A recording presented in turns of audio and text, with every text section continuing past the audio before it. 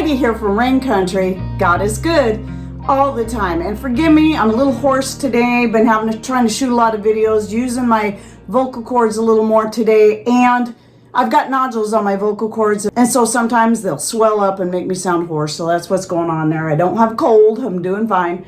Anyway, today I'm talking about long-term storage. So in other words, what I mean is I just wanted to share with you some of the things we're putting in our offsite location that is for longer term. Now I do have some long-term food storage that I keep here on site, but this is obviously about things that are not going to be readily available to me all the time, but also things that we use frequently. So those are the things that are going in our offsite location. So the number one thing that's being stored out there are things like whole grains and popcorn. So we have barley, hard white wheat, and then obviously the non-GMO popcorn, and all these are organic. These are all things I get from Azure Standard, which I'll link to down below. And so we have quite a bit of that. I do have some flour stored out there. This would be the unbleached organic white flour, because I do still like to use that, even though I do use the whole grains and grind them myself here. Some of the newer stuff that I've added out there are the dairy powders. So I have a bucket just of whole milk powder. Now the first whole milk powder I was getting was from Hoosier Hill Farms. It wasn't organic, but at least it was not full of antibiotics and all that, and it was just nothing but whole milk powder, unlike certain popular brands out there that make powdered milk that add a lot of nasty stuff to it, especially to the ones targeted at children. I look for the powders that are nothing but whole milk powder, and then Azure Standard does have a decent price on their organic whole milk powder, and this one in particular is A2, but they tend to sell out of that one quite a bit. So anyway, I have a whole 5-gallon bucket just of milk powder, plus I'm putting a few others out there, like some other organic ones that are already in bags, Mylar type bags that I know can store for a longer period of time. And then I also have some cheese powders like cream cheese powder, white cheddar powder. I have heavy cream powder and powdered buttermilk, and those I have quite a bit of that stuff out there too. In fact, some of these, the things I have less of, like buttermilk powder, isn't as important because I can make buttermilk with just lemon juice and milk. But I still like having the powdered buttermilk on hand. But the heavy cream powder is definitely one I really like having on hand, as well as the whole milk powder. The white cheddar is more of a luxury, as is the cream cheese powder, which is a better option because it has less added ingredients than the white cheddar powder. But anyway, those are just some of the things out there. Then I also, one of the other big things I have a lot stored up is organic coconut oil, and this is both the unrefined and the refined. In fact, more of the refined than the unrefined, even though I use both. They serve different purposes basically, but the unrefined is the one I'm most likely to cook in because it doesn't have any flavor, where the unrefined I'm going to use more for skincare and more, but sometimes we'll also cook in that. But an unrefined coconut oil, by the way, is going to can stand higher heats actually than your virgin unrefined coconut oil, but both are good. And though I don't have a freeze dryer nor interest in one, I have through the years, a little at a time,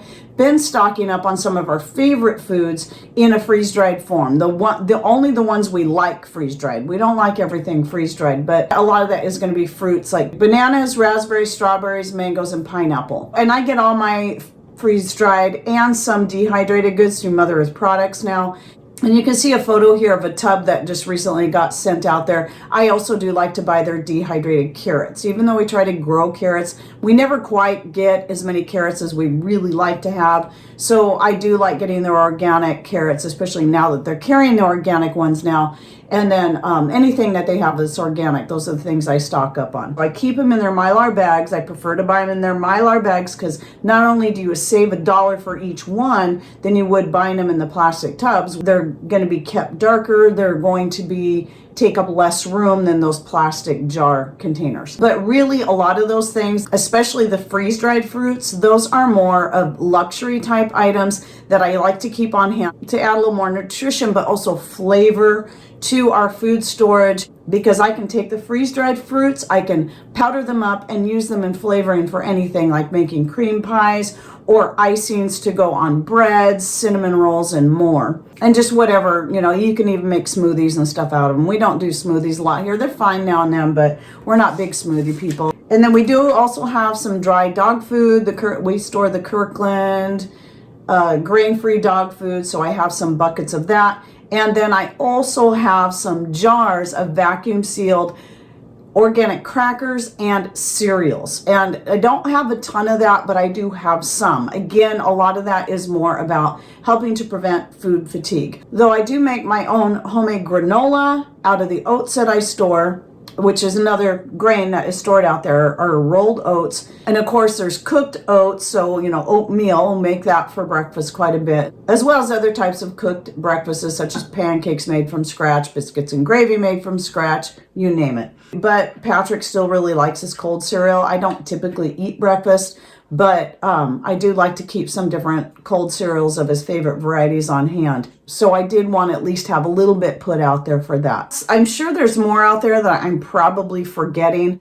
I don't so far have any of my home canned goods out there, because those are things I like to keep cycling through here. Say green beans, for instance, we can grow green beans like crazy here. And so that is something that I can up and then try to be 2 to 3 years ahead of it here, so I can have green beans canned up, plus I can have the dry beans. So any bean that can be a green bean is also a multi-purpose bean. So you can save the beans, let them fully mature, save the beans out. You have a good dry bean that you can use for making chilies and refried beans and however, add to soups, however you like to use beans. Those are something I tend to keep more here.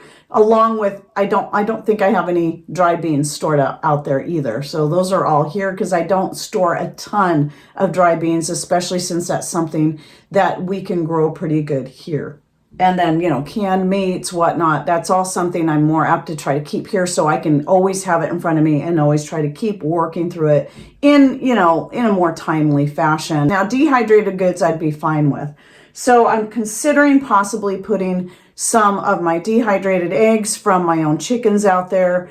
And then a lot of my dried herbs I'm thinking about also storing out there. These are things that we grow ourselves. And then pastas. It dawned on me today, I don't have any pasta stored out there. I have quite a bit stored here, but I don't have any stored out at our secondary location. But pastas are a great item that can store for a long period of time. You can even leave them in their packages and they'll last quite a while. But if you have issues with mice and rats, then you'd be better to repackage them, or even leave them in the package and then put those packages inside Mylar. They don't even have to be vacuum sealed. Just seal them up and then put those inside either a galvanized garbage can, because then rats and mice can't chew through it, or even your 5-gallon buckets. So where this is, it's pretty well sealed. There's no concern of rats and mice getting in there, though we still like to take that extra consideration. So I did do a video a couple years ago where I was just trying to put the food directly in buckets and bypass the Mylar bags, but then I realized it is still a good idea to put your grains and your dog foods and whatever in Mylar bags first, seal them, get it, push out as much of the air you can. You can use oxygen absorbers if you want. I do not. I stopped doing that a long time ago. I gave up on them basically. I just try to push as much of the air out as I can and then put a good lid on there. So I have both the Gamma Seal lids, though some people find those are more likely to break on them, and they are a lot more expensive. The only benefit to the Gamma Seal lids that I find over the ones that you just hammer on is that if it's something you're getting in and out of quite a bit, you can just unscrew the lid. And then, that's how I have my barley that I keep here. It's in a lid where I can easily unscrew it. I don't have to pry it off. But for a good seal and for less money, you can get some 5-gallon or even larger buckets that have the hammer-on lid, and then you get the little pry thing that makes it easy to pull it off of there. So that's what I started, even though I do have a lot of the Gamma Seal lid buckets, and they are nice. They also add a little bit more space, so you can actually, because of the way they're made, you can actually add more to your 5-gallon buckets. But you can do just as good with finding some recycled buckets. A lot of places are just getting rid of them that have the lids that were hammered on, and you can save a lot of money going that route rather than buying the fancy Gamma Seal lid buckets. So anyway, that's just to give you some ideas. That's where we're at so far on our extended offsite long-term food storage. And just know that this is something we've been working on for quite a number of years. So if you're just getting started in food storage and you're thinking, well, gosh, where am I going to find an offsite location? And how am I going to do that and have 1, 2, 3 years worth of food storage put up? I'm just getting started. Don't feel stressed, and don't compare yourself to people like us that are farther ahead in the game than that. And there's people farther ahead than us. We all have to start somewhere. I remember when I first was getting more serious. I've been doing food storage of some kind for quite a number of years, and the reasons I started had nothing to do with preparing for hard times. It was just about having the convenience and saving money, which I covered in a video I recently shot that I'll link to down below if you're interested.